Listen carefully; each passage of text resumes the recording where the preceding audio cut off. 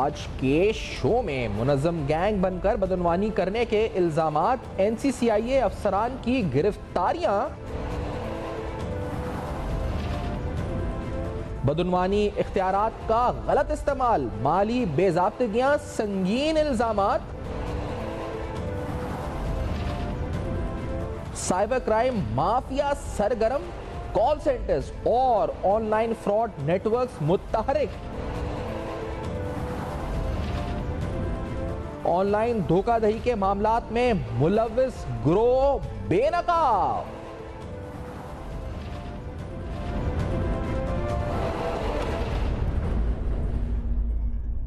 अस्सलाम वालेकुम। पर्दा हक़ाइक़ सनसनीखेज़ इंकशाफात प्रोग्राम बेनकाब। मैं हूँ आपके साथ सैफान खान। NCCI के चंद अफसरान पर संगीन इल्ज़ामात लगे, इनकी गिरफ्तारियाँ भी हुई, अदालत पेशियाँ हुई, रिमांड हुआ। तहक़ीक़ात अभी अपने हतमी मराहिल तक नहीं आई, लेकिन इनिशियल जो इल्ज़ामात हैं वो काफ़ी संगीन है। मामला एक यूट्यूबर का है, उनकी अहलिया ने जो उस पर इल्ज़ामात लगाए कि रिश्वत उनसे मांगी गई, रिश्वत उनकी तरफ से दी गई, फ्रंटमैन सामने आए।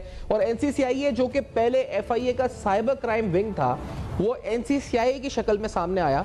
और फिर ये NCCIA जो कि इफेक्टिवली कुछ हद तक हम कह रहे थे कि डील कर रहा था, ख़ास तौर पे अपने डोमेन में साइबर क्राइम केसेस को लेकर। और रिसेंटली कुछ अहम इन्फ्लुएंसर्स और यूट्यूबर्स पर भी हाथ डाला गया था बेटिंग के संगीन इल्ज़ामात की जद में। और इसके अलावा भी सिर्फ ये डोमेन नहीं है, क्योंकि किसी स्पेसिफिक केस से बात नहीं, लेकिन मजमूई तौर पर NCCIA का डोमेन बहुत वसी था, बहुत बड़ा था। पाकिस्तान में मौजूद साइबर क्राइम्स हर तरह, हर नौयत के और सिस्टमैटिकली इस वक्त जो है एक निज़ाम के तहत काम कर रहे हैं। उसमें ऑनलाइन जो ई-कॉमर्स स्टोर्स हैं जिनके ज़रिए चीटिंग की जाती है, या इस वक्त नेशनल्स या फॉरेन नेशनल्स या जो डोमेस्टिक नेशनल्स हैं उनको टारगेट किया जाता है। इसके अलावा क्रेडिट कार्ड स्कैम्स भी बहुत ज़्यादा हैं, यानी ATM मशीन्स के ज़रिए स्कैम। और इसके अलावा जो अहम तरीन मामला जो कॉल सेंटर्स का है, जिनके ज़रिए बाकायदा एक मुनज़्ज़म गिरोह मुतारिक है जो कि मुख्तलिफ इलाकों में शहर के और दीगर अर्बन सेंटर्स के मौजूद रहकर पाकिस्तान नहीं बल्कि पाकिस्तान से बाहर भी फ्रॉड में मुलव्विस है। ये तमाम हवाले से NCCI का किरदार इंतहाई अहमियत का हामिल है और NCCIA से तवक्कात भी बहुत ज़्यादा वाबस्ता हैं। अब ऐसी सूरत हाल में जब पाकिस्तान में तफ्तीश और तहकीक जिन इदारों का काम है, उन पर और उनकी जो कार्रवाइयाँ या उनकी जो नौयत है उस पर वैसे ही लोगों का जो तहफ़्फ़ुज़ अदम एतमाद की एक फ़िज़ा पाई जाती है, इन इल्ज़ामात के बाद जो कि NCCIA के अफसरान पर लगे, ये जो एतमाद है इसको मज़ीद नुकसान पहुँचा, मज़ीद ठेस पहुँची है। और लोगों के जहनों में पाकिस्तान के टोटली जो अकाउंटेबिलिटी सिस्टम है उस हवाले से गहरे और संगीन नौयत के सवालात सामने आ रहे हैं। अब ये जो पूरा ऑर्बिट है ई-कॉमर्स का, अगर इस ऑर्बिट को या पूरा जो इको सिस्टम है अगर देखा जाए साइबर क्राइम का, इस हवाले से एक मुनज़्ज़म इदारे का होना या रियासत का मुतारिक होना इंतहाई अहमियत का हामिल है, क्योंकि यहाँ पर क्राइम की नौयत से फाइनेंशियल नहीं बल्कि नॉन फाइनेंशियल भी है। और ये जो क्राइम की नौयत है न सिर्फ पाकिस्तान के अंदर पाकिस्तानियों को नुकसान पहुँचाती है, बल्कि ग्लोबली भी जो इमेज है पाकिस्तान का वो शदीद तरीके से मुतासर होता है। यानी वो अगर फ्रॉड सॉफ्टवेयर हाउसेज हों, इलीगल वेबसाइट्स का काम हो, या जो किसी और भी तरीके से, या साइबर क्राइम खासतौर पर क्रेडिट कार्ड स्कैम्स के जरिए, स्पूफिंग के जरिए जो उस पर लोगों को उनकी वेल्थ से उनको लूटा जाता है, उस हवाले से NCCI का किरदार अहमियत का हामिल। अब NCCI इस सिलसिले में जब खुद इल्ज़ामात की गिरफ्त में है और संगीन किस्म के इल्ज़ामात NCCI पे लग रहे हैं, ऐसे में NCCI का अपना मुस्तकबिल क्या है, ये सवाल हम उठाएंगे। और ख़ास तौर पर जो पंजाब गवर्नमेंट ने कहा है कि पंजाब हुकूमत ख़ास तौर पर अहम तरीन इस हवाले से अपना एक इदारा बनाकर काम करेगी। ओवरऑल FI की कारकर्दगी, NCCI का अपना किरदार और इस केस के बाद इस केस का अपना मुस्तकबिल क्या होगा, जो संगीन नौयत के इल्ज़ामात लगाए गए उनकी क्या हकीकत है, क्या हक़ाइक़ हैं, दरअसल क्या हक़ाइक़ हैं, क्या वाकई में कानून मुतहरिक होकर इन अफसरान को मंतकी अंजाम तक पहुँचाएगा। इससे पहले भी संगीन इल्ज़ामात की जद में FIA साइबर क्राइम आ चुका है, ये पहली बार नहीं है। और ये बताते चले कि नैब भी संगीन इल्ज़ामात की जद में रहता है, वहाँ पर सियासतदान और ब्यूरोक्रेट्स भी नैब पर इल्ज़ाम लगाते रहते हैं, कारोबारी शख्सियात भी नैब पर इल्ज़ाम लगाते रहते हैं। तो ऐसी सूरत हाल में जैसा मैंने कहा कि मजमूई तौर पर जो एहतसाब का, तफ्तीश का, तहकीक का जो पूरा निज़ाम है उस पर एक सवालिया निशान है। और ऐसे में इन इल्ज़ामात का आना मजीद इस फिजा को मजीद अदम तहफ़्फ़ुज़ का शिकार बनाता है। इस पूरी सूरत हाल पर डिटेल में, इस केस पर और NCCI की कारकर्दगी पर ब्रेक के बाद बात करेंगे। हमारे साथ रहिए।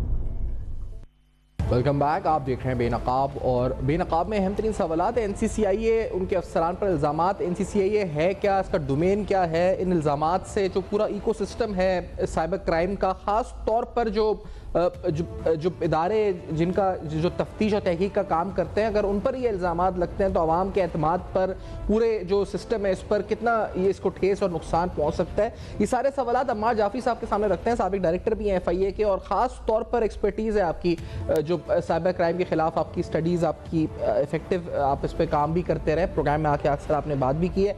जाफरी साहब, बहुत खुशामदीद प्रोग्राम है।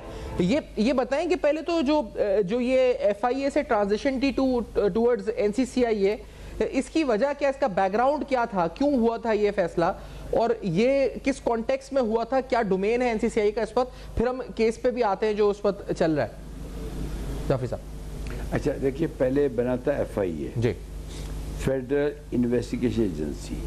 ये एक्ट ऑफ पार्लियामेंट था 1975 का, जिसके तहत ये इदारा बना था, और ये नया बना था उस वक्त, ठीक है जी, और ये एक्ट ऑफ पार्लियामेंट से बना था।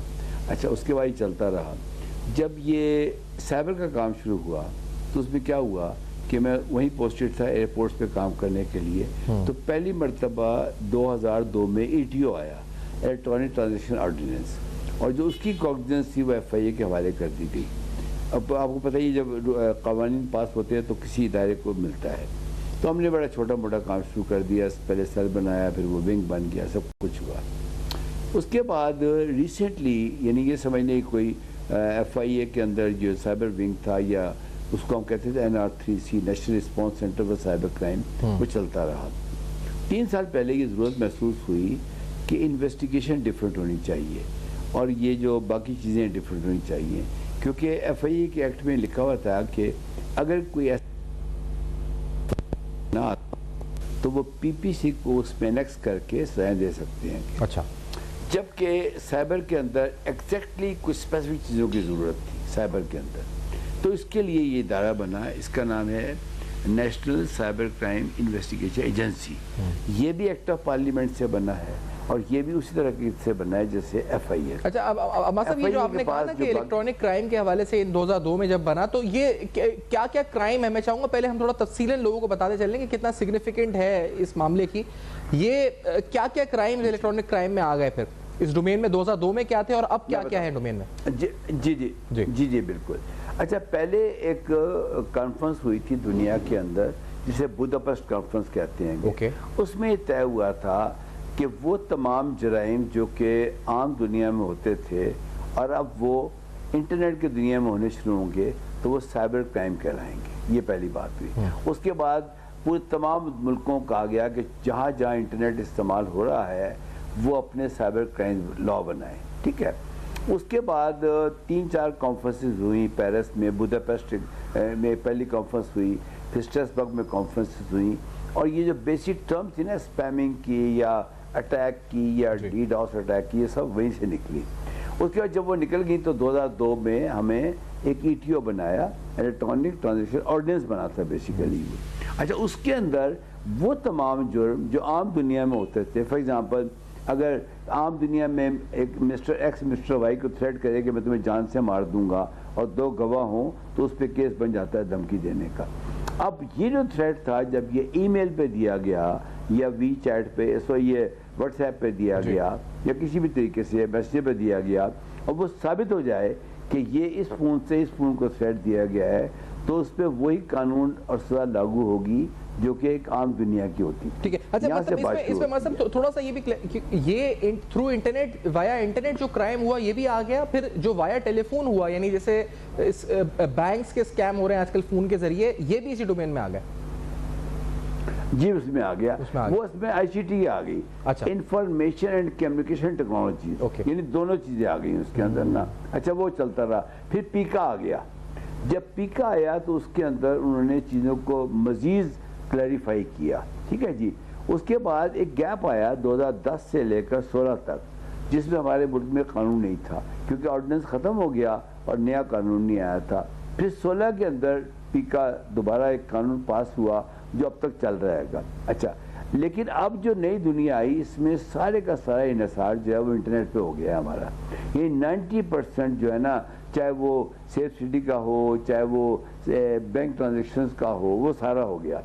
इसके बाद एक ज़रूरत महसूस हुई कि कोई एक्सक्लूसिव इदारा हो जी। क्योंकि FIA के पास तो ये एनेक्स हुआ था इदारा, ये ना इसकी अपनी फोरेंसिक्स लैब हो, अपना इदारा हो, उसकी ज़रूरत के मुताबिक ये NCCIA बनाया गया। लेकिन चूंकि नई टीम नहीं हायर की गई तो पुरानी टीम साइबर विंग की या NR3C की, national response centre for cyber crime, वो यहाँ ट्रांसफ़र कर दी गई सारी। अच्छा, अब जब वो टीम आई तो वो टीम अपना काम शुरू किया, उन्होंने अच्छा काम भी किया। लेकिन रिसेंटली आपको पता है फिर वो बातों में उस केस में देखिए मतलब ये बताएंगे ये जो जिस तरह आपने कहा डिजिटल फॉरेंसिक्स के हवाले से भी, तो ये तमाम चीज़ों की जो जिसे कहा जाए, क्योंकि ये फिर इसका स्कोप बहुत ब्रॉड हो गया। जैसे आपने कहा कि हर मोबाइल में इंटरनेट आ गया और मोबाइल फ़ोन की तादाद यानी आबादी जितनी तकरीबन हमारे हो गई है उससे ज़्यादा हो गई। फिर डिवाइसेस अलग हो गए, जो टैबलेट्स अलग हो गए, डेस्कटॉप्स अलग हो गए, लैपटॉप, तो वो एक पूरा एक बहुत बड़ा डोमेन बन गया। ये डिजिटल फॉरेंसिक्स से लेकर या फिर ये जो उसकी फॉरेंसिक के अलावा आइडेंटिफिकेशन या प्रोसिक्यूशन, तो ये जो FIA साइबर क्राइम था उसके मुकाबले में NCCI की मैन पावर थी इतनी कि ये पूरे मुल्क के साइबर क्राइम को डील कर सके। अच्छा, इसमें ये हुआ कि वो जो फोरेंसिक कैपेबिलिटी थी ना FIA की, वो दो तरह की थी। एक जो ट्रेडिशनल केसेस थे जैसे डॉक्यूमेंट वेरिफिकेशन, वो सब चीज़ें वो अभी भी FIA के पास हैं। उसका सिर्फ वो पोर्शन जो डिजिटल क्राइम से लिंक था वो फोरेंसिक लैब शिफ्ट की गई, वो फोरेंसिक लैब शिफ्ट की गई है, वो काम कर रही हैं इस वक्त। लेकिन आपकी बात सही है, इस बात की अब ज़रूरत है कि जो पहले आम क्राइम 90% था और साइबर क्राइम 10% था, वो रिवर्स हो गया। अब साइबर क्राइम 90 हो गया और आम क्राइम 10 रह गया FIA के हवाले से। तो अब इस बात की ज़रूरत थी कि NCCIA को एकदम बीफ अप किया जाए। लेकिन शुरू में पहले FIA की मौजूदगी सिर्फ इस्लामाबाद, लाहौर, कराची में थी, फिर ये ज़िले सतह पे चली गई। अब ये NCCIA के मुताबिक ये मज़ीद एक्सपेंड कर रहे हैं। लेकिन मैं समझता हूँ कि जुर्म की बढ़ने की रफ्तार ज़्यादा है साइबर की दुनिया में, और जो उसको रोक रहे हैं लॉ के ज़रिए या सजाएं देने वाले हैं वो तादाद कम है। इस बैलेंस को जल्दी से बराबर करना चाहिए। मतलब ये जो बैलेंस है ये पहले हमें आइडेंटिफाई करना होगा ना, गैप है कितना। जो मेरे नज़दीक तो गैप फिर इतना है कि जैसे हर इलाके में थाने हैं, ये तो इतना क्राइम है साइबर क्राइम इस वक्त के अगर हर इलाके में भी ज़िला नहीं बल्कि हर म्यूनसिपल सतह पर भी अगर ये थाने बनाए या सेंटर्स बनाए कंप्लेन, तो वो भी नाकाफ़ी हो जो जिस तरह से ये क्राइम जो उसका पेनिट्रेशन है इस वक्त। जाफरी साहब आप बिल्कुल सही कह रहे हैं। मैं समझता हूँ अब ये मौका आ गया है कि जो हमारी पुलिस है, इसको हम स्ट्रीट पुलिस कहते हैं, जो कि थाने के लेवल पर पहुँची है, लेकिन इसके ऊपर बहुत फास्ट ट्रैक काम करना पड़ेगा। तो होना ये चाहिए, it should be A top down approach. NCCIA बड़े मुकदमों को पकड़े, बैंकिंग्स के और ये बड़े बड़े जो क्राइम हो रहे हैं या ऐसे स्कैमिंग के हो रहे हैं बड़े बड़े लोगों के साथ, उसको पकड़े और थाने के सतह के ऊपर। लेकिन उसके लिए बहुत ज़रूरी है कि उस इलाके की जो मैन पावर है थाने की, उसको ट्रेंड किया जाए एक्सक्लूसिवली। और पूरी दुनिया में ऐसे हुआ है कि जो फिजिकल दुनिया की क्राइम को डील करते थे उनको ट्रेंड किया गया है साइबर की दुनिया को कंट्रोल करने के लिए। एक और इम्पॉर्टेंट बात मैं कहना चाहूँगा आपके प्रोग्राम के ज़रिए कि पूरी दुनिया में इसमें सिविल सोसाइटी इन्वॉल्व हो रही है क्योंकि देखें साइबर सिक्योरिटी जो वो शेयर रिस्पॉन्सिबिलिटी है। एक बच्चा जो है ना वो पूरे गांव का होता है, किसी एक माँ बाप का नहीं होता है। तो पूरी दुनिया में साइबर क्राइम की कॉग्निजेंस लेना, कवानीन को इम्प्लीमेंट करना वो हुकूमतों का काम है। लेकिन जब साइबर सिक्योरिटी आती है तो यूनिवर्सिटीज़, इदारे, NGOs, एक्सपर्ट्स, रिटायर्ड लोग सब मिलके काम करते हैं और वो पुलिस को भी साथ में लाते हैं। तो ये एक there is a need for a new dialogue कि किस तरीके से हमारे मुल्क के अंदर साइबर क्राइम को पहले कम किया जाए अवेयरनेस के ज़रिए। देखिए हम आम लोगों के व्हाट्सएप हैक हो रहे हैं, आम लोगों के साथ फ्रॉड हो रहे हैं, मैसेज आता है कि जी आप ये भेजें, आपका पार्सल आ गया है। तो इन तमाम चीज़ों को रोकने के लिए सबसे बड़े जो ख़तरा है वो रिटायर्ड लोगों को है, उनके पैसे निकल जाते हैं, हमारी बच्चियों को है, हमारी बहनों को है, हमारी इस ख़वातीन को है। फिर जो ये बिज़नेस कम्युनिटी के लोग हैं इनको बड़ा मसला बन गया है। तो किसी ऐसे नेशनल कॉन्सेंसस या नेशनल अप्रोच की ज़रूरत है। इन आइसोलेशन आप ये काम नहीं कर सकते जो समझ में आता है। तो इन तो तमाम को मिलकर, और मीडिया का बड़ा इंपॉर्टेंट रोल है। एक ब्रेक की तरफ ब्रेक के बाद मैं आता हूं, तो इसको मजीद हम इलैबोरेट करते हैं, फिर इस केस पर भी आते हैं पर्टिकुलरली जो डिस्कस हम करेंगे एक ब्रेक के बाद। नाज़रीन हमारे जामिल साहब साथ हैं हमारे, माशाअल्लाह।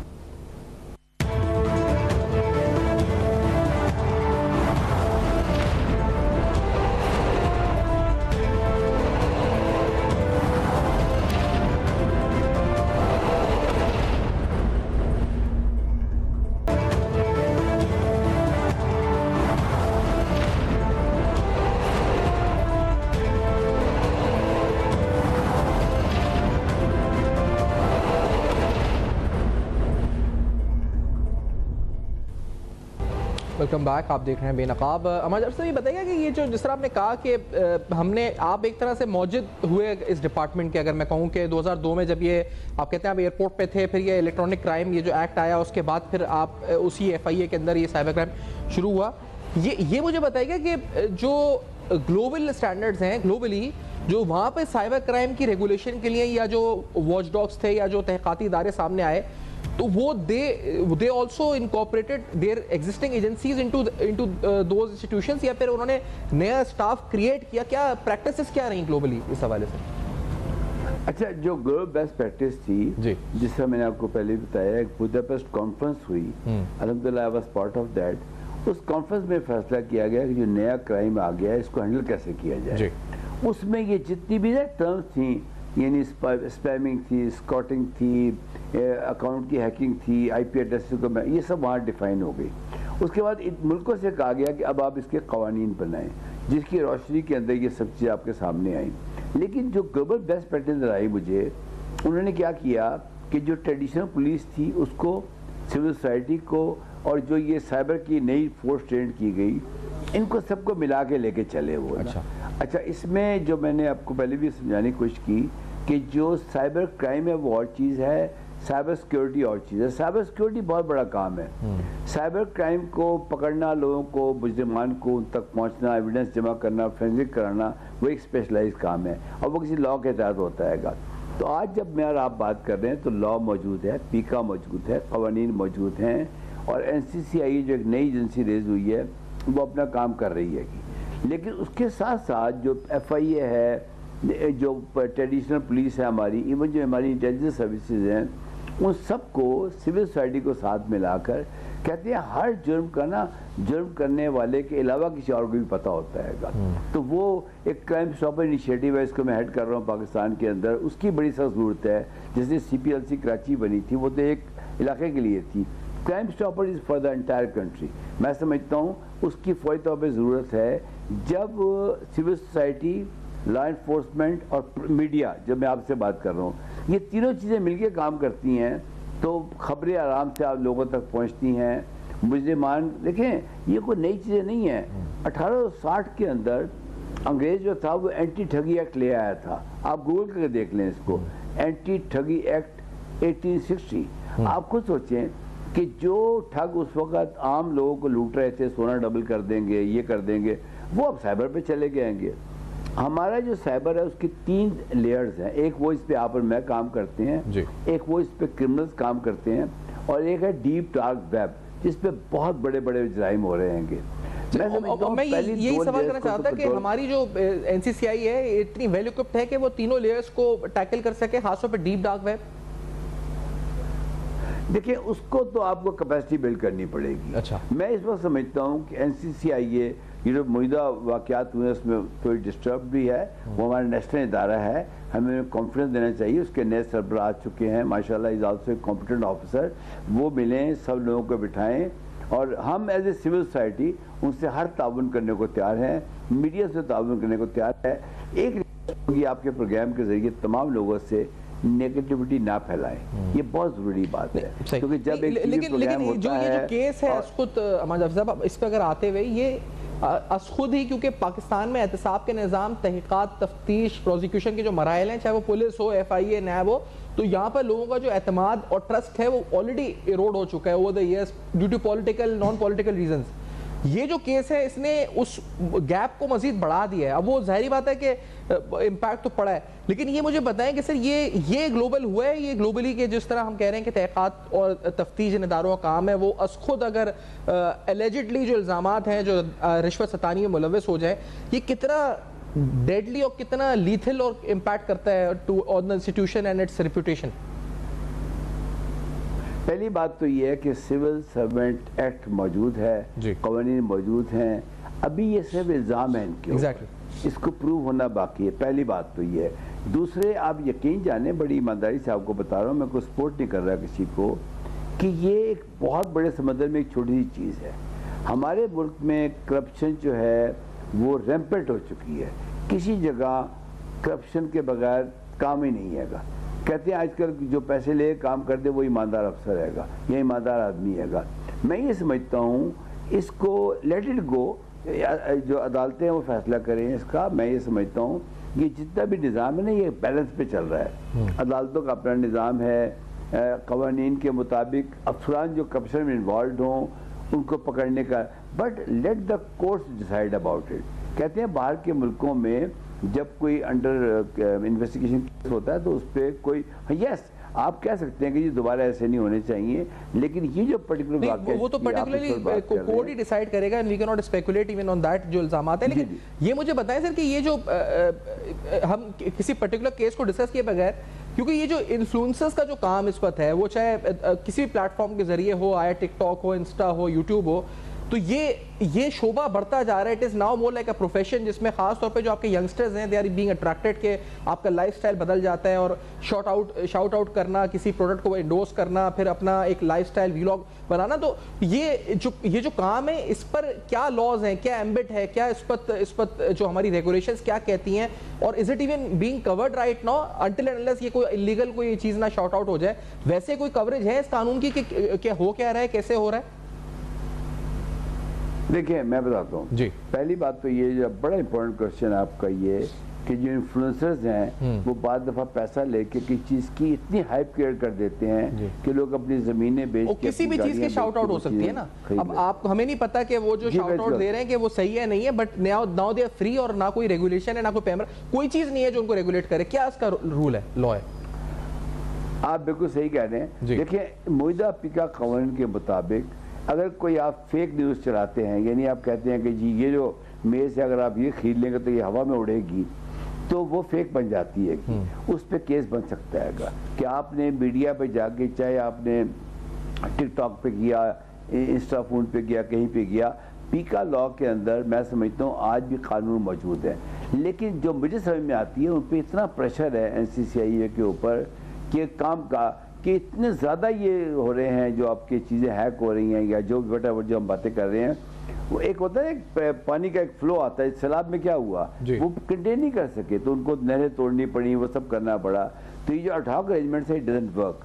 तो मैं समझता हूँ कि जो ट्रेडिशनल पुलिस है उसकी भी कैपेसिटी बिल्ड करनी चाहिए, लेकिन एक एपेक्स बॉडी ऊपर जरूर नहीं चाहिए। वो तो चले इन्फोर्समेंट की बात है ना, लेकिन कोई लॉ एग्जिस्ट करता भी है रिगार्डिंग जो इन्फ्लुएंसर्स हैं और रिगार्डिंग स्पेसिफिकली शाउट आउट्स के बारे में? Is there a law? क्योंकि ये तो बेटिंग का मामला था ना, ये जिस केस का बाद ढकी भाई वाला मामला जो उठा था, या और ऐसे मामलात हैं जो और यूट्यूब पे सामने आए हैं, तो ये बेटिंग का था कि they were promoting a app that was involved in betting. तो वो तो शाउट आउट्स पर ओवरऑल कोई लॉ भी है जो पहले इन्फोर्समेंट तो उसके बाद हो कि लॉ है या नहीं? जी बिल्कुल है, मैं बिल्कुल लॉ है। फेक न्यूज़ इज लॉ मैं समझता हूँ। अगर मैं कहता हूँ कि जो मैंने शर्ट पहनी हुई अगर आप इसको पहने तो गर्मी नहीं लगेगी और वो लोग खरीदना शुरू कर दें, तो ये मेरे पे केस बनना चाहिए कि मैंने ऐसी बात क्यों बताई मीडिया पे जाके। देखिए पेपर इसके अपने जो इदारा है नेपरा, उसके अपने लॉज हैं, मैं समझता हूँ फेक न्यूज़ का है, उसके बाद ये साइबर क्राइम के लॉज हैं, इन सबको मिलके बैठना चाहिए और पहली कोशिश होनी चाहिए कि जो इन्फ्लुएंसर्स जो हैं वो सिर्फ अपनी पॉपुलैरिटी के ज़रिए, देखिए पिछले 5 सालों में क्या हुआ है अगर आप देखें, अमेज़ॉन है, ये जो आपकी जो वर्किंग एनवायरनमेंट्स हैं, ऐसी ऐसी न्यूज़ आई कि जी आप हमें $1000 दे दें, ये कोर्स कर लें, आप इतने लाख रुपए कमाने शुरू कर देंगे। उसके बाद ये जो आपकी एंटी मनी लॉन्ड्रिंग और मनी लॉन्ड्रिंग शुरू हुई कैंपेन्स, फिर ये लोगों को बाहर भेजने की कैंपेन शुरू हुई, ये सब चीज़ें वो हैं जिस पे लॉज मौजूद हैं, लेकिन लॉज की जो है ना इम्प्लीमेंटेशन, एग्जीक्यूशन, वो मैं समझता हूँ पॉलिटिशियन का काम है। फौरी तौर पे उसको आप चेंज कर सकते हैं। जो मैं देखता हूँ वो वहाँ भी वही है कि अपनी मर्जी के लॉ को चेंज कर लेते हैं, और जो आवाम की भलाई के लॉज हैं उसके ऊपर फौरी तौर पे काम होना चाहिए। और उसके लिए बड़े पुरअमन तरीके से ये सड़कों पे आके लोगों को मारना, पुलिस की गाड़ियाँ जलाना, ये कोई तरीकाकार नहीं है। सड़कों पे नहीं आने का कोई फ़ायदा नहीं है। अगर मुझे कभी सड़क पे जाना पड़ा मैं एक झंडा ले खड़ा हो जाऊंगा, बस उस पर लिखा होगा कि मैं क्यों खड़ा हूँ यहाँ पे। मुझे कोई जरूरत नहीं है फालतू बात करने की। कहने का मकसद ये है, इस वक्त जब हमारी सड़कों पे हो रहा है, देखें हमारे चारों तरफ दुश्मन बैठे हैं हमारे, आप कहीं देख लें। ठीक है, अच्छा एक ब्रेक के बाद एनसीसीआई का बतौर इदारा अपना मुस्तकबिल क्या है, जो उसका फेट है क्या होगा, और जो एलिगेशंस है आपने जिस तरह नेगेटिविटी नहीं, लेकिन फिर भी इसको रिवैम्प करने की जरूरत जहां तक लगता है वो तो है, और इसको रीब्रांड करने की भी शायद जरूरत है विद हायर कैपेसिटी। एक ब्रेक के बाद सवाल उठाएंगे मैं सबको।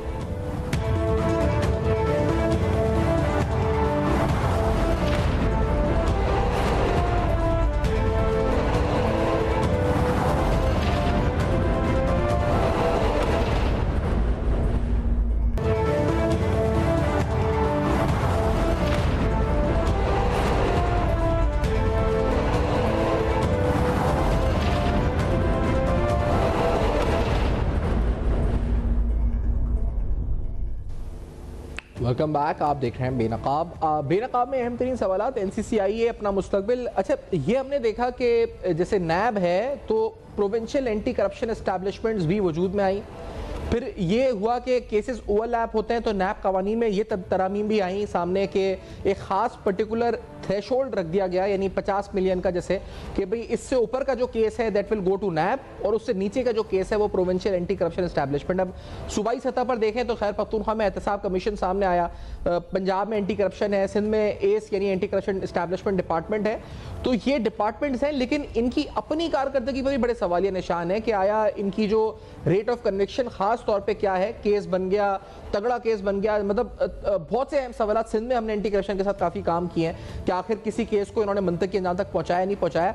ये इस तनाजुर में बात हो रही है कि रिसेंटली जो एनसीसीआई का केस बना है, जो अफसरान पकड़े गए हैं जिन पर संगीन नौयत के इल्ज़ामात हैं, इन इल्ज़ामात में माली बेज़ाब्तगियों का इल्ज़ाम है, इख्तियारात के नाजायज़ इस्तेमाल का इल्ज़ाम है, और दीगर अहम संगीन नौयत के इल्ज़ामात हैं, और जो अमाउंट है वो भी करोड़ों रुपए की है। अब सवाल ये बनता है कि इसके बाद एनसीसीआई का अपना मुस्तकबिल क्या है। पंजाब हुकूमत तो ये कह चुकी है, अलग कह चुकी है कि वो एक और इदारा बनाकर अपनी जो प्रोविंशियल कंप्लेंट्स हैं उनको एड्रेस करना चाहेंगे या टैकल करना चाहेंगे थ्रू अनदर इंस्टीट्यूशन जो कि पंजाब गवर्नमेंट के डोमेन में आएगी, नॉट द फेडरल इन्वेस्टिगेशन, यानी जो फेडरल लेवल है उस पर नहीं होगी। तो ये अमा साहब, क्योंकि सूबाई सतह पर पंजाब ने तो कह दिया, शायद फिर दीगर सूबे भी फॉलो करें, तो ये क्या होगा? यानी ये नैब और एंटी करप्शन एस्टैब्लिशमेंट की तरह दो ओवरलैपिंग एजेंसीज होंगी साइमल्टेनियसली जो काम करेंगी, या क्या, किस तरह से ये होगा ये मामला और कैसे आगे बढ़ेगा? जितनी भी आप अभी आपने गुफ्तगू की, इसका फायदा मुजरिमान उठाएंगे। अच्छा। देखें, कहते हैं कि जब तक दुनिया में एक लालची शख्स भी मौजूद है तो स्कैमर्स के मज़े हैं, मुजरिमों के मज़े हैं। बिल्कुल ऐसा ही है। अभी अगर मैं एनसीसीआई की बात करूं तो उनके सूबाई सतह पे दफातर कायम हैं, उनकी टीमें कायम हैं। सूबाई सतह पे क्या, उनके डिवीजनल दफ्तर बन चुके हैं। तो मेरा डायरेक्ट प्रोफेशनल रिकमेंडेशन होगी कि बजाय ये नए नए इदारे बनाने के मज़ीद कन्फ्यूजन पैदा होगी। एक नया इदारा बनने में पोस्टिंग से लेकर उसकी बिल्डिंगें लेने तक, दफातर लेने तक बड़ा टाइम गुजर जाता है, और इस सारी चीज़ों का फ़ायदा मुजरिमान को होगा, एक आम आदमी को नहीं होगा। इस वक्त पूरे पाकिस्तान में एक आम आदमी परेशान है, वो डरता है अपना नंबर देते हुए किसी को, वो घबराता है पैसे भेजते वक्त। तो मैं समझता हूँ कि एनसीसीआई एज ए एपेक्स बॉडी ऊपर आए, उसके अंडर फिर ये मैं समझता हूँ कि जो पुलिस के इदारे हैं इनको ट्रेंड किया जाए। वो आपकी बात बिल्कुल दुरुस्त है कि नैब की तरह ख़ास जो छोटे क्राइम है, जो छोटे लेवल के हैं वो, लेकिन वहाँ का एक और मसला है क्योंकि पुलिस बिल्कुल अनट्रेंड है इसके ऊपर। वो मोर्रा साहब कहते हैं कि जी आपकी हमने बात सुन ली, अब आप जाएं उसके अंदर। तो एक बड़ा थिंक टैंक बनाया जाए, जो उसको एक हफ्ता दिया जाए, सालाना दिया जाए, उन्हें कहा जाए आप ये मसाइल हैं इसको फिक्स करें और हमें रिकमेंडेशन दें।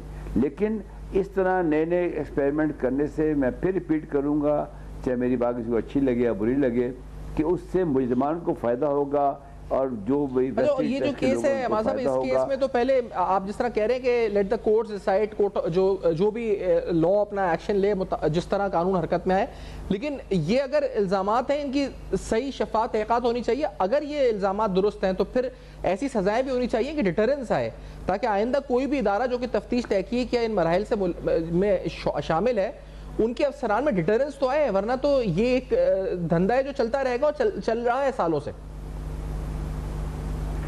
आप बिल्कुल सही फरमा रहे हैं, डेटरेंस बहुत ज़रूरी है। अगर आप चाइना की मिसाल लें जिसको आजकल हम बहुत स्टडी कर रहे हैं, तो एक दफ़ा एक रोड बनी थी तो उनके जो सरबराह थे वो सफ़र कर रहे थे, उस पर तो एक डिप आ गया एकदम, तो उन्हें रोका ये क्यों डिप आया, रोड में क्या ख़राबी है, तो कहते हैं 6 लोगों को सज़ाए मौत दे दी गई थी एक हफ्ते के अंदर कि जो उसके रिस्पॉन्सिबल थे बैड मटीरियल की वजह से।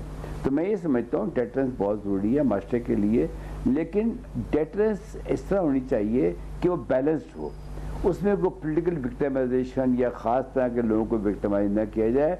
उससे गवर्नमेंट सर्वेंट इस वक्त खुद बहुत इतनी परेशानी का शिकार है, लोगों ने फैसले करने बंद कर दिए हैं। जिस ज़माने में मैंने नौकरी की थी, अफसर में इशारा करता था, हम काम करते थे और फैसले फट हो जाते थे। अब मैं देख रहा हूँ कि वो फाइल एक जगह से दूसरी जगह, दूसरी तीसरी जगह, हर जगह अपनी जान छुड़ाओ। ये प्लीज़ नहीं करना चाहिए। हमें एग्जिस्टिंग इदारों को कॉन्फिडेंस देना चाहिए। हाँ, इंटेलिजेंस एजेंसी का काम यह है कि वो लोगों के हालात पर निगाह रखिए कि उसका बच्चा उसकी तनख्वाह कितनी है, उसका बच्चा किस स्कूल में पढ़ रहा है, वो बाहर कितनी दफ़ा जा चुका है, घर उसने कौन सा बनाया है, जो इंटेलिजेंस सर्विस का बेसिक काम है मैं समझता हूँ। उसकी बुनियाद के ऊपर उसको एक देखिए, जो ACR होती है ना आपकी एनुअल कॉन्फिडेंस रिपोर्ट, मैंने 40 साल सरकार की नौकरी की, बहुत केयरफुल होती थी कि यार ये कोई उसमें कोई खाना गलत ना हो जाए।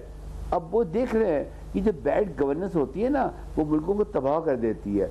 इस वक्त हमें किसी बजाय इदारे को डिस्कस करने की ओवरऑल गवर्नेंस को देखना चाहिए। एक है SDG 16, ये जो सस्टेनेबल डेवलपमेंट गोल्स हैं, उसमें डिफाइंड है कि जो उन्होंने डिफाइन किया है कि जो गवर्नेंस की तारीफ है इंटरनेशनल, वो ये है कि take the service of the state at the door step of the people. मैं रिपीट करूँगा अपनी बात, जी जी, take the service of the state at the door step of the people.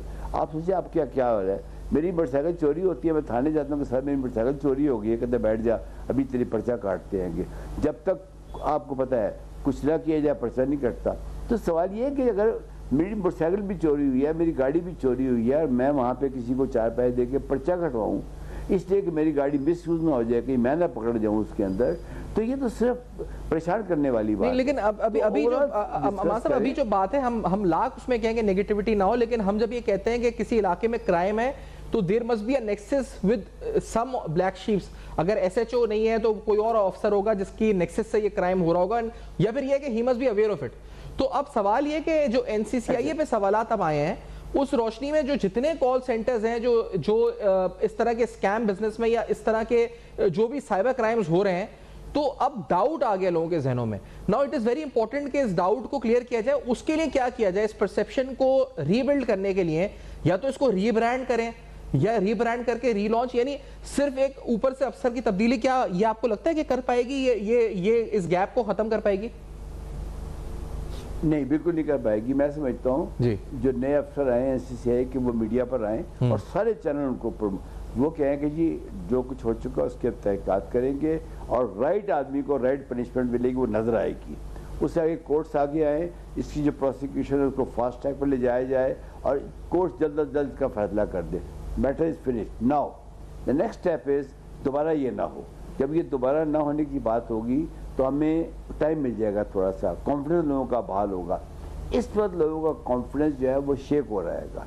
ये जो फेडरल गवर्नमेंट, प्रोविंशियल गवर्नमेंट में 6 और दूसरी गवर्नमेंट्स, ये इससे मैं आपके प्रोग्राम के ज़रिए हाथ बांध के रिक्वेस्ट करूँगा अपने तमाम पॉलिटिशियंस को, अपने तमाम इदारों के सरबराहों को, उनके साथ काम करने वालों को कि खुदा के लिए इस मुल्क पर रहम करें।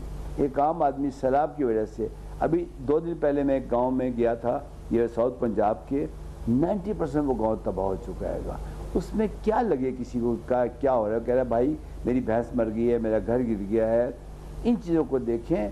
पाकिस्तान है तो हम सब हैं, हमारे ये ओहदे, हमारी ये हुकूमतें, हमारी चीज़ें हैं। पाकिस्तान नहीं है तो खुदा न खास्ता कुछ भी नहीं हैगा। इस पे देखें चारों तरफ दुश्मनों में घिरे हुए हैं, चारों तरफ दुश्मनों में घिरे हुए हैं। आप देख लें इंटरनेशनली क्या हो रहेगा। तो ये एक नॉन इश्यूज़ हैं जिसको हम इस पर डिस्कस कर रहे हैं। इसके कवानीन की पाबंदी कराना अदालतों का काम है, मिनिस्ट्रीज का काम है। The ministries should sit together, उन्हें टास्क दिया जाए कि 2 हफ्ते तुम्हारे पास, ये हुआ है हिस्ट्री के अंदर, टास्क दिया गया है कि 2 हफ्ते में इसका हल निकालो, इसको बताओ क्या करना है। उसको इम्प्लीमेंट किया गया ऑनेस्टी के साथ, और जिसने उसके खिलाफ कोई कहा, मैं समझता हूँ स्पेशल असम्बली में इजलास हो, स्पेशल सेनेट में इजलास हो, इनकी स्टैंडिंग कमेटीज बनी हुई हैं, उसमें प्लीज़ प्रोफेसर्स को इन्वॉल्व करें। वो जो नॉमिनेशन लेकर अच्छा तू ये लिख दे, तू ये लिख दे, ये निकल जाएगी, निकल जाता है 5 मिनट। ठीक है, लेट्स होप कि ये तमाम चीजें हो। मैं माजम साहब बहुत शुक्रिया अदा करूंगा, आपने आज वक्त दिया प्रोग्राम में ज्वाइन किया। एक ब्रेक के बाद हम कानूनी लिहाज से इस केस से बात करेंगे। इमरान शफीक साहब से, माहिर है नैब के कवानीन के। एक ब्रेक के बाद हमारे साथ रहिए।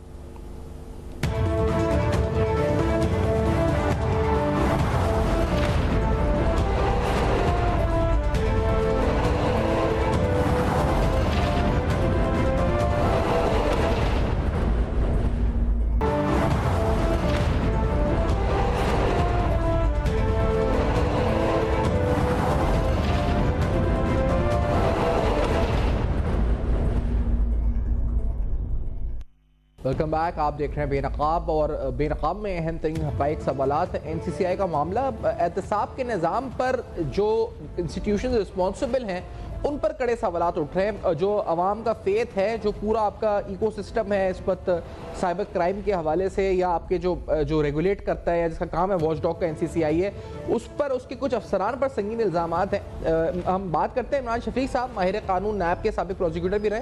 इमरान साहब, काफ़ी डिटेल में हमने आपसे तबसरे हासिल किए नैब की कारकर्दगी पर और अवाम का एहतसाब के निज़ाम पर एतमाद पर। ये जो हालिया केस हुआ है, आपके नज़दीक कितना जो अदम एतमाद की फ़िज़ा में इजाफा होगा ऐसे केसेस से? NCCI के हवाले से बात कर रहा हूँ। देखिए सिफान साहब, ये तो बहुत तशवीशनाक सूरत हाल है। हम जब नैब के इशूज़ पर बात करते थे तो वो तो नैब के इदारे की कारकर्दगी पर सवालात उठाते थे जी। या ये सवाल उठाते थे कि नैब जो है वो हुकूमती प्रेशर के ऊपर कॉम्प्रोमाइज है। लेकिन ये तो मामला बिल्कुल ही दूसरा है।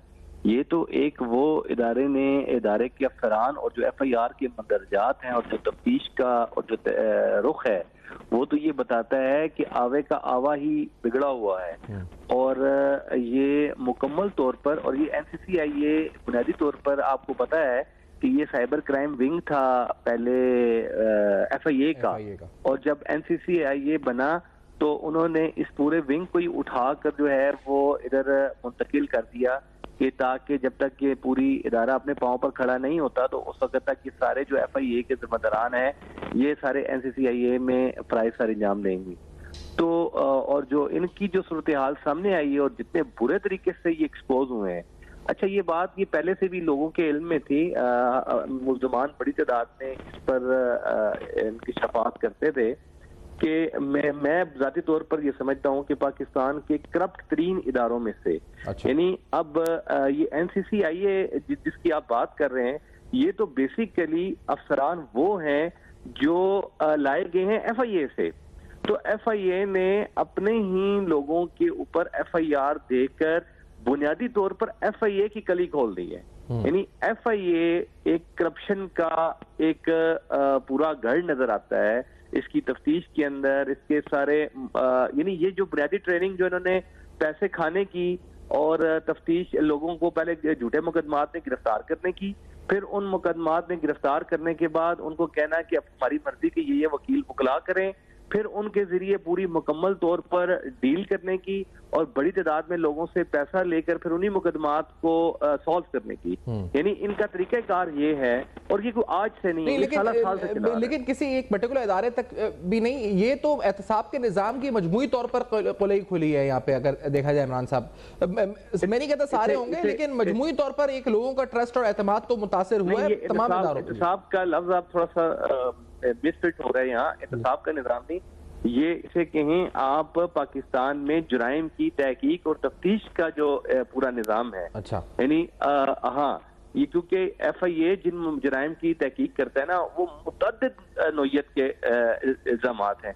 यानी इंसानों की पाकिस्तान से बाहर जो ह्यूमन ट्रैफिकिंग से लेकर जो मनी लॉन्ड्रिंग से लेकर इसी तरह जो साइबर क्राइम तक, ये सारे, और इवन जो बड़ी बड़ी सोसाइटियों के अंदर जो करप्शन होने वाली है या सरकारी महकमों में होने वाली करप्शन है, ये सारे बहुत बड़ी तादाद में जो ऑफेंसेस हैं वो फॉल करते हैं FIA की जुरिसडिक्शन में, उसके दायरे इख्तियार में। और ये NCCA जब इन्होंने बनाया तो FIA से एक स्पेशलाइज्ड इदारा बनाया गया कि ये विंग होगा। और आपको एक बात बताऊं जो बड़ी हसास नोयत की बात है जी, वो ये है कि ये वो इदारा है जिसने बड़ी तादाद, ये वो लोग यानी इस इदारे के तहत आपको याद होगा कि पाकिस्तान में बड़ी तादाद में जो तौहीन मजहब के और तौहीन रसालत के और ये मुकदमात हैं, ये भी जो सोशल मीडिया पर हैं, ये सारे भी यही लोग तहकीकात करते रहे, यही इदारा तहकीकात करता रहे और यही लोगों पर FIR बनाता रहे। और आपको याद होगा इस्लामाबाद हाई कोर्ट में एक मुकदमा चलता रहा जस्टिस एजाज साहब की अदालत, और उसमें बड़े संगीन नोयत के बड़े खतरनाक सवालात जन्म लेते रहे इन इदारों। लेकिन इस इदारे का फिर फेट अब क्या, क्योंकि पहले ये FIA जैसा आपने कहा कि फिर FIA से NCCA आई है, अब पंजाब गवर्नमेंट ने कहा है जी कि हम अपना एक इदारा बनाएंगे और वो तफ्तीश करेगा, यानी वो भी अदम एतमाद का इजहार एक तरह से कर रहा है। तो इसका अपना फेट क्या है? और जो क्योंकि साइबर क्राइम एक बड़ा जो आपने कहा ना जराइम की तहकीक तफ्तीश का जो मरहला है, ये बड़ा एक अब डोमेन बन चुका है। अगर देखा जाए तो ये शायद इस पर जो दीगर जराइम है उनके मुकाबले में ज्यादा तादाद में जराइम, हर आदमी सोशल मीडिया पर है, हर आदमी फ्रॉड, उसके साथ फाइनेंशियल हो सकता है, नॉन फाइनेंशियल हैरेसमेंट, बहुत से इसके एस्पेक्ट्स हैं। तो ये इसका फेट अब क्या है, किस तरह इसको रेगुलेट करना चाहिए इस मामले को? देखें, वो मेरी तामीर में मुज़मर है एक सूरत खराबी की, ठीक है। ये जो साइबर क्राइम का विंग है ना, जो साइबर क्राइम से डील करने वाले इदारे हैं, इन इदारों का ये कंप्रोमाइज कैसे होते हैं, इसकी भी वजह आप देखें। जब आप किसी सरकारी अफसर को कहेंगे ना कि आप मेरा ये काम करें, ठीक है, और सरकारी अफसर जो है वो किसी साइबर क्राइम का मुकदमा किसी सहाफी पर, किसी पॉलिटिकल शख्सियत पर या किसी आपके मुखालिफ पर या मुखालिफ सोच और नजरिए रखने वाले लोगों पर बनाएगा और जबरदस्ती उन पर मुकदमात बनाए जाएंगे और फिर वो आपके कहने पर काम करते रहेंगे, तो जब वो आपके साथ यानी हुकूमती के जो ओहदेदारान या जो बड़े हुकाम के साथ जब उनके रवाबित और उनके कहने पर जब वो काम करेंगे तो फिर वो शेर हो जाते हैं। फिर वो बाकी काम भी करते हैं। उन्हें पता होता है कि हम जो काम कर रहे हैं, हम जब कितने 4 काम हमने उनके कहने पर गलत किए हैं तो 5 काम हम अपनी मर्जी से भी गलत कर सकते हैं। तो इसका तरीक़ाकार ये होता है कि इदारे बुनियादी तौर पर उनका एहतसाब होना चाहिए, यकीनन उनमें साफ और शफाफ जो है वो लोग तैनात किए जाने चाहिए और उनको फिर इस बात पर उनका पूरी सख्त कड़ी से कड़ी सजाएं होनी चाहिए कि वो कंप्रोमाइज नहीं हो। यानी उनके काम में हुकूमत भी मुदाखलत नहीं करेगी, उनके मुकाम में बाअसर शख्सियात भी मुदाखलत नहीं करेंगी और वो अदालती और अपने डिपार्टमेंटल जो है वो मैकेनिज्म के तहत होंगे। जब आप इदारों को कंप्रोमाइज कर देते हैं, यानी उनकी इंडिपेंडेंस आप मुतासिर कर देते हैं। ये हुकूमतों के तहत जो बनने वाले इदारे होते हैं ना, जिनको जो वक्त की हुकूमत है जो उनको कंट्रोल कर रही होती है, वो आजादाना, पूरी दुनिया में ऐसे नहीं होता सिफान। जो भी तफ्तीश के इदारे होते हैं उनको ये इजाजत होती है कि वो प्राइम मिनिस्टर को भी अगर हाथ डालना चाहे ना तो वो डाल सकते हैं, वो उसको तलब करके उससे तफ्तीश कर सकते हैं। लेकिन इमरान साहब, सवाल तो अब उठ रहा है उन इदारों पर जिनका काम तहकीक या तफ्तीश करना है, उन इदारों की अपनी, उन इदारों का उनसे कौन सवाल पूछे या उनका एहतसाब कौन करे? तो ये फिर एहतसाब कैसे होगा सिफान? जब वो बंदे ही आप करप्ट लोग वहां तैनात करेंगे, आपको बंदे ही वो चाहिए वहां जो आपके इशारों पर नाचें, जो आपके मुखालिफिन को दबाएं, जो आपके बंदे ही करप्ट लगाने हैं, आपको चाहिए वो करप्ट बंदे। तो आप गंदगी के ढेर में से आप खुशबू कैसे तलाश कर सकते हैं? अच्छा, अब ये इमरान साहब की अब ये जो केसेस हैं, हमने देखा है कि इससे पहले भी ऐसे बहुत से संगीन इल्जामात हैं। अभी तो इल्जामात की हद तक हैं, साबित होने हैं तमाम चीज़ें in the court of law आगे जाकर, लेकिन हमने देखा है कि इसमें फिर जो तफ्तीश तहकीक, फिर उसके बाद जब सजा का यानी प्रोसिक्यूशन का मरहला आता है, बहुत कम है कन्विक्शन रेट्स, खासतौर पर करप्शन के मुकदमात में। हम उम्मीद रखें कोई कि क्योंकि अभी मीडिया के प्रेजेंस है, स्पॉटलाइट है, लाइमलाइट में है, कोई सिग्निफिकेंट आपको लगता है रिजल्ट आएगा या ये भी मामला थोड़े दिनों की बात है, दब जाएगा? नहीं, ये तो देखें, ये तो इसमें तो भी थोड़े अरसे बाद हो सकता है ये चीज सामने आना शुरू हो जाए कि मुकदमे का रुख इस तरह बनना शुरू हो जाए कि जी ये चूंकि ये FIA और NCCI की अपनी कोई अंदरूनी जंग थी जिस नतीजे में ये सारा काम हुआ है, ठीक है। यानी ये मैं तो अभी इस बात को समझने में थोड़ा सा मुझे प्रॉब्लम हो रही है, वो ये है कि FIA इतना आज़ाद कहाँ से हो गया कि उसने NCCI के लोगों के ऊपर मुकदमात बना दिए, फौरी के ऊपर एक FIR दर्ज हुई। ये इतने ईमानदार कहाँ से हो गए, ये भी एक और इतने आज़ाद कहाँ से हो गए कि ये फौरी तौर पर एक्शन लेने के लिए तैयार आ गए। अब इसके पीछे क्या है ये भी एक देखना है। लेकिन अगर ये वाकई दुरुस्त तरीके से मुकदमा बना है और जो उनकी दरख्वास्त पर बना है, जिस दरख्वास्त के जो मंदरजात हैं, मुझे इस दरख्वास्त के मंदरजात पर कोई ऐसी चीज नजर नहीं आ रही, वो वाकई बड़े सॉलिड तरीके से उन्होंने दिए हैं और उसमें बड़े ठोस शवाहिद मौजूद हैं। और अगर इनको इस पर कॉम्प्रोमाइज ना किया गया, मैंने कहा ना इस इदारे की हिस्ट्री ये है कि पहले मुकदमा बनाओ, फिर उस मुकदमे को खुद ही कुचल दो और उसके बाद अदालत में जब जाएगा तो वो लूला लंगड़ा सा मुकदमा होगा, जिसके बाद अदालत में जाके, यानी पाकिस्तान में ये जो मुकदमात कायम हो रहे हैं बड़ी तादाद में, जराइम भी इजाफा होते जा रहे हैं, उसकी बुनियादी वजह यही है कि ये लोग पहले मुकदमा बनाते हैं, मुकदमा बनाते दौरान भी कई दफा अक्सर औकात जो है वो कंप्रोमाइज हो रहे होते हैं, लेकिन जब मुकदमा बन जाता है तो उसके बाद मुकदमा बनाने के बाद उस मुकदमे को खुद ही दूसरी तरफ उसका रुख मोड़ के और उसमें वो शुको शुबात पैदा करके और उसको बिल्कुल सिफर करने में भी ये महारत रखते हैं। यानी खुद ही बनाते हैं, खुद ही बिगाड़ते हैं और फिर अदालत में बिगड़ी हुई शक्ल में जब पेश करते हैं तो अदालत के पास कोई चाराकार नहीं होता। यानी ये मुकदमात बनाए भी पैसे बटोरने के लिए जाते हैं या लोगों को कुचलने के लिए बनाते हैं।